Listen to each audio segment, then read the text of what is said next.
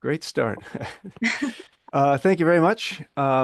This microphone should be working okay, I think. All right, so the pedagogy of the playful and the humorous. Let me start with a quick story. Some years ago, I was at a barber shop getting my hairs cut, which is how they say it in Pennsylvania, which is accurate, actually. And a bottle from the shelf above fell into my head. Luckily, it was empty and it was plastic. But there were other bigger bottles up there. And I said, wow, those should not be there. That's dangerous. And the barber said, yeah, we've been trying to get the owners to fix that.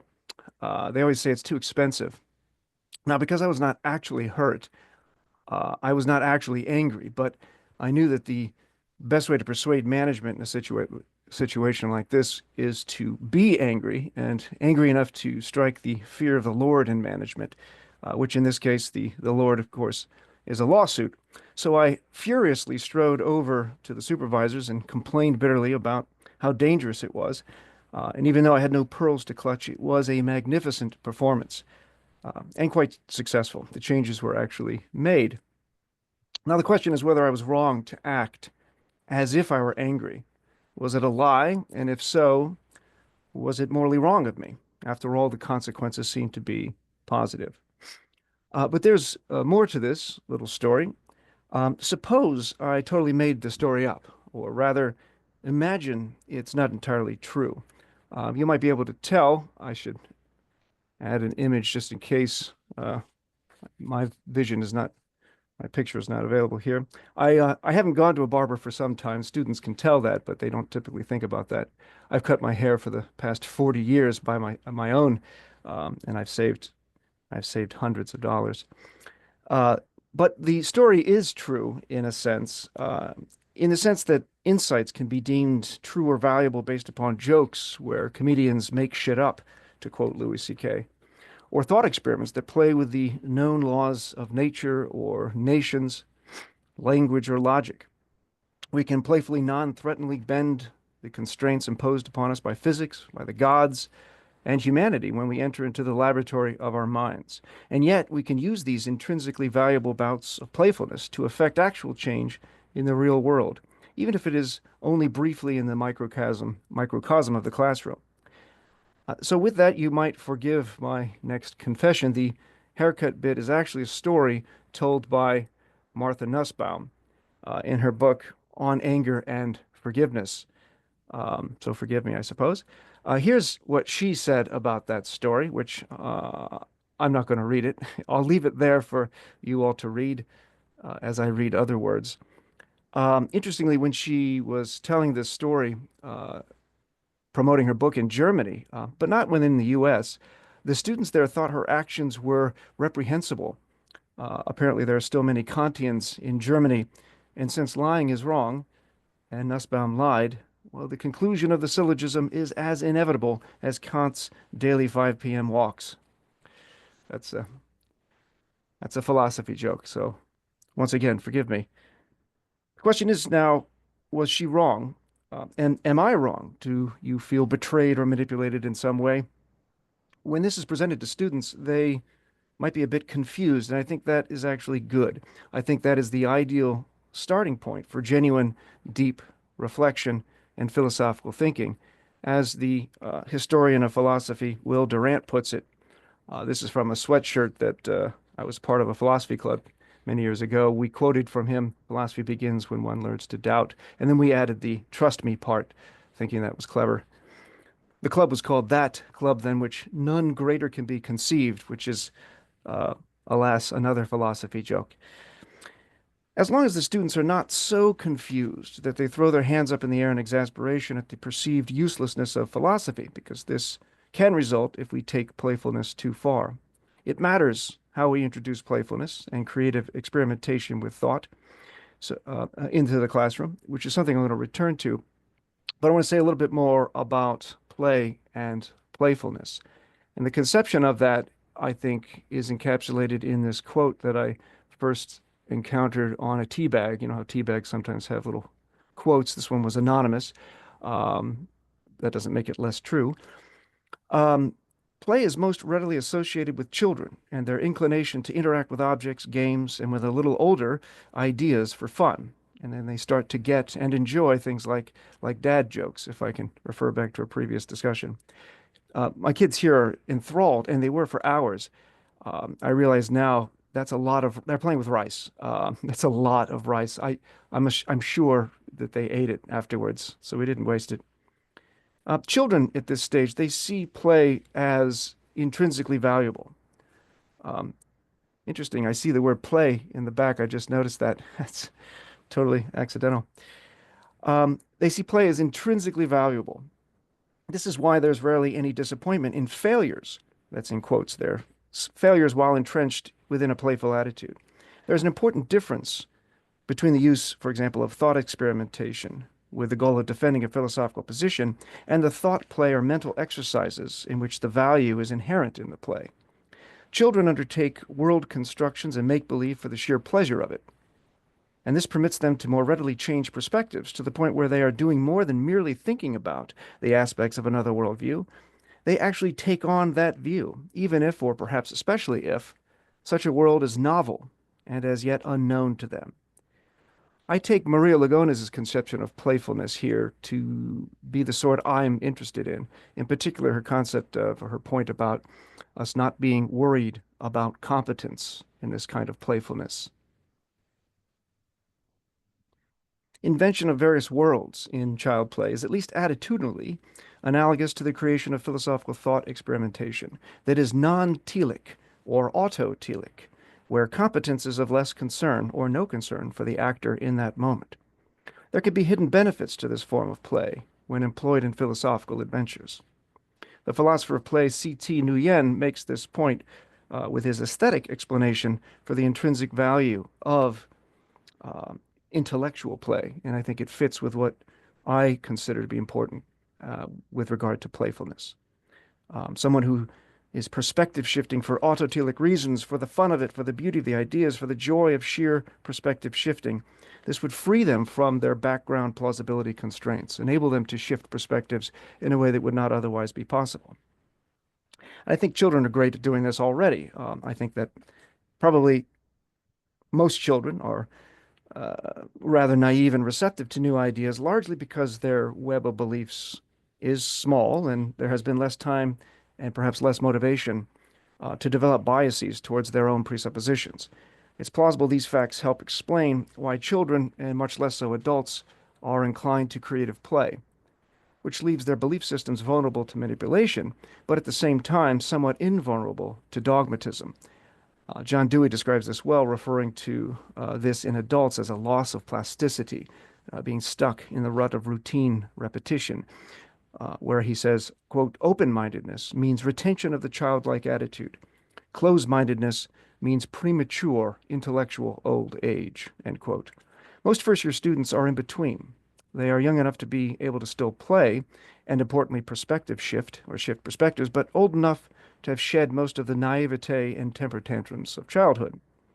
Children seem to have a propensity toward a playful questioning attitude about everything, or what Plato would label wonder. This sense of wonder might be approached indirectly, as Nguyen explains with the quote on the bottom, uh, trying to avoid or trying to find situations in which we're not directly, exclusively goal-oriented in our activity. With this sort of playful mindset, we're more open to unanticipated discoveries and can improve our performance because, quote, when we love the process of doing something, we pay more attention to the details of that process than if the process were a mere instrument, says Nguyen. As a result, curiosity increases, which incentivizes students to spend more time on the project, making them more likely to succeed in it, even though that is not the immediate goal of that particular activity. While much of philosophy already seems well suited to playfulness, not everyone will see it this way upon first introduction. So we need a hook that captures students' attention and curiosity in the way that autotelic activities do. The playful hook I advocate for here is humor and a humorous attitude. Speaking of hooks, here's one now on the importance of humor and play in the classroom. Humor can provide a needed break, she says, from serious, intense material and discussion. I believe I just engaged in a homonym, not a paronym, if I'm not mistaken. Uh, referencing a previous discussion. Alan Roberts considers a similar conception to Nguyen's autotelic, but in the context of humor, borrowing from Michael Apter. When one is in a playful state of mind, he calls it paratelic, one is engaged in an activity solely for the pleasure of it. Quote, when in this state, one will create a small and manageable private world into which the outside world of real problems cannot properly impinge, and experience the world through a protective frame, feeling safe from danger or serious consequences, end quote. This buffer zone, if adopted at the right time, helps one to momentarily detach from the practical concerns of the real world. Philosophically speaking, this intellectually and emotionally safe space provides an ideal ground for perspective shifting, one of the most valuable virtues in philosophy. Here we can see more connections to playfulness in humor, especially with the idea of giving some air to what might otherwise be an unfathomable belief system. Sami Basu extends this point when he says, quote, humor gives reason room to play. It finds ambiguities, contradictions, and parables in what is otherwise taken literally, end quote. This humorous attitude need not drive students toward extreme relativism or thought-destroying nihilism. On the contrary, in this state, confusion and ambiguity, both common in philosophical investigations about reality, do not paralyze. In fact, they could even stand as sparks for further striving toward discovery. Much like puzzles and riddles invoke the motivation to seek a solution or get it for the aha and ha-ha phenomenon. We see this most clearly in playfully humorous thought experimentations. This is from the show The Good Place, and Michael the demon there is trying to figure out. I can't go into the background of the story, but I encourage you to watch it if you haven't seen The Good Place. He's trying to have the thought experiment called the runaway trolley thought experiment explained to him, but he wanted a real world example where it wasn't just a thought experiment. Otherwise, it would have no stakes in the real world. So there's the thought experiment he's addressing. I'll come back to that. One of the most playful terms in philosophy is suppose, along with synonyms imagine, consider, what if, and so forth. This can turn any proposition into a thought experiment. Suppositions are not necessarily true or false. They are temporary constructs that create space for hypothetical musings about big questions, questions that ought to be unsettled and a little unsettling for most first-year students and perhaps professors as well. And I think humor could help here. A humorous attitude aligns well with Bertrand Russell's approach to a philosophical attitude when it's at its best, questioning presuppositions and all forms of absolutism. And I think Russell, in fact, advocates for this viewpoint, as he says, I'm never more serious than when I am being humorous. Here's a picture of Bertrand Russell from 1975, I believe. That's an ad hominem joke there, if you caught that. 1975, that's that picture. Philosophy relies upon rigorous argumentation, serious, deep, and prolonged reflection, but this does not entail there is no room for joy or cheerfulness, or even humor in philosophical investigations. We can seek an intermingling of playfulness and seriousness, or an artistic Socrates, as Nietzsche often invoked. And here's my first attempt at artwork via AI, and I thought it was great at first, and as I look at it more, I hate it, but I left it in the slides. I'm going to go fast through it. A philosophical attitude is actually very much like a humorous attitude in that both they encourage us to question our presuppositions. There's a lot of other comparisons between them, much of which I get from the philosopher John Morell. Here are just some of those comparisons. Without establishing the basic assumption that one could be wrong, especially concerning one's most prized beliefs and prejudices, there will be no room for cultivating interest in alternative worldviews, and thus little hope for compromise, critical evaluation of one's own argument, and little to no regard for the arguments of others. So in addition to the spark of interest in the philosophical literature, there has to be an openness to doubt. Once students see the point of a thought experiment, they can readily play with the ideas introduced in the stories and make analogies to more difficult philosophical materials. The experiments in thought open them to critically analyzing their own unexamined web of beliefs, or standing beliefs, as Nguyen calls them. When playful humor is included in such thought experimentation, especially when the answers are not explicitly deposited into the students, that deposited notion comes from Paulo Freire and You his have work. 5 minutes left. Oh, thank you. In Paulo Freire's work, The Pedagogy of the Oppressed, which is where I got the title for my paper.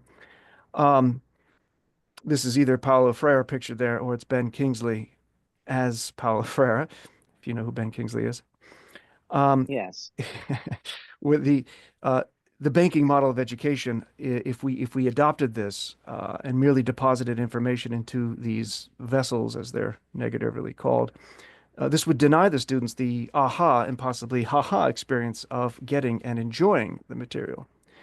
With humor, the classroom becomes more of a community of learners, co-contributing to the meaning that is found there. This collaboration with the thought experimenter in counterfactual conceptualizations that nevertheless can result in real-world changes in belief and attitude. A playful attitude facilitates humor, and humor in a virtuous cycle perpetuates a playful attitude.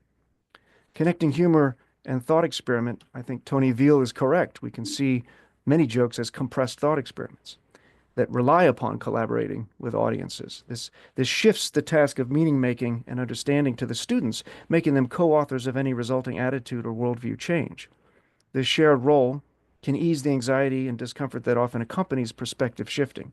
Playfulness and humor, specifically, enables the audience to perceive a speaker's intention beyond the rigid confines of seriousness, revealing meanings as fluid and contingent, much like the actual hierarchical and oppressive structures that are targeted by the progressive philosophers such as Dewey, Frere, and Hooks. This co-creation of meaning makes a space for buy-in from the students, even though there will likely be some doubt, confusion, and tension, which is reality, as it turns out. It's not as certain as many would like it to be, but students benefit from this realization. And we can connect this to other areas where we don't want things given to us. This is a picture of me playing chess with my son, Milo. He insisted I tell him where he should move next. I refused, and he came up with the idea himself, as it was depicted in this totally spontaneous image. I allowed him the eureka moment, so to speak.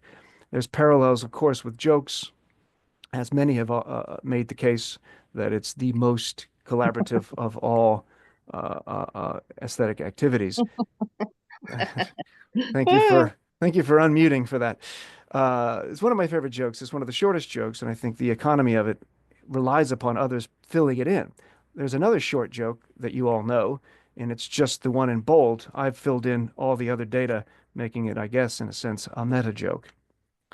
Most students have not become addicted to the experience of philosophical bewilderment, bemusement, and for many, amusement in the face of the puzzles of existence. But there might be what the kids these days call a life hack. What if we could adapt our seemingly natural addiction to one thing into the service of philosophy?